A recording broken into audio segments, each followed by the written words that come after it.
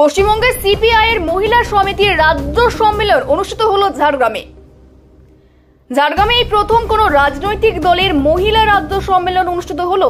গত 30 নভেম্বর এবং 1 ডিসেম্বর দুদিন ব্যাপী ঝাড়গ্রামের একটি বেসরকারি কমিউনিটি হলে এই সম্মেলন অনুষ্ঠিত হয়। এই মহিলা সমিতি শহর জুড়ে মিছিল করেন।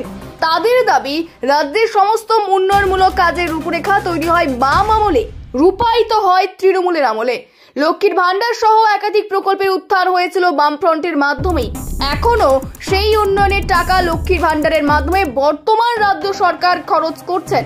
কিন্তু তারা এও উল্লেখ করেন, তারা সংখ্যায় কম, কারণ ইচ্ছে থাকলেও অনেকেই তাদের সংস্পর্শে আসতে পারছেন না। এখনো কোনো এলাকায় কাজ করতে গেলে বিভিন্ন সামাজিক ভাতা থেকে ছেটে ফেলা হচ্ছে তাদের। সিপিআই এর রাজ্য সম্পাদক স্বপন ব্যানার্জি বলেন, বামফ্রন্টের আমলে নারী নির্যাতন কম ছিল, বর্তমান সরকারের আমলে নারী নির্যাতন বেড়েছে, বিশেষ করে শিশু যৌন নির্যাতন ও খুনের ঘটনা বেড়েছে। তিনি এটাও দাবি করেন, আরজি করের ঘটনাতে মুখ্যমন্ত্রীর ভূমিকা অত্যন্ত নিন্দাজনক। লক্ষ্মীর ভান্ডার প্রসঙ্গে বলেন, অর্থনৈতিক সংকট হলে সব দেশই সাহায্য করে, কিন্তু আমাদের রাজ্য নির্ভর করছে এই সাপোর্টের উপর। কোনো স্থায়ী বন্দোবস্ত নেই, দলের উপর নির্ভরশীল, যার জন্য ভবিষ্যৎ বিপন্ন। সরকারি কাজ এখন বিলুপ্ত প্রায় বলে অভিযোগ করেন সিপিআই এর রাজ্য সম্পাদক স্বপন ব্যানার্জি। আজকে ঝাড়গ্রামে আমাদের আছে পশ্চিমবঙ্গ মহিলা সমিতি, আমাদের যেটা অল ইন্ডিয়া, আমাদের নাম হচ্ছে NFIW, তারই রাজ্য সম্মেলন হচ্ছে। গতকাল শুরু হয়েছে, আজকে শেষ হবে। সেই জায়গাতে দাঁড়িয়ে কর্মসূচির মধ্য দিয়ে মহিলাদের নারী সুরক্ষা নিয়ে পশ্চিমবাংলার বুকে কিভাবে দেখছে? ব্যাপার হচ্ছে যে নারীদের উপরে তো ক্রমাগত অত্যাচার এবং নিপীড়ন বাড়ছে সারা ভারতবর্ষ জুড়ে।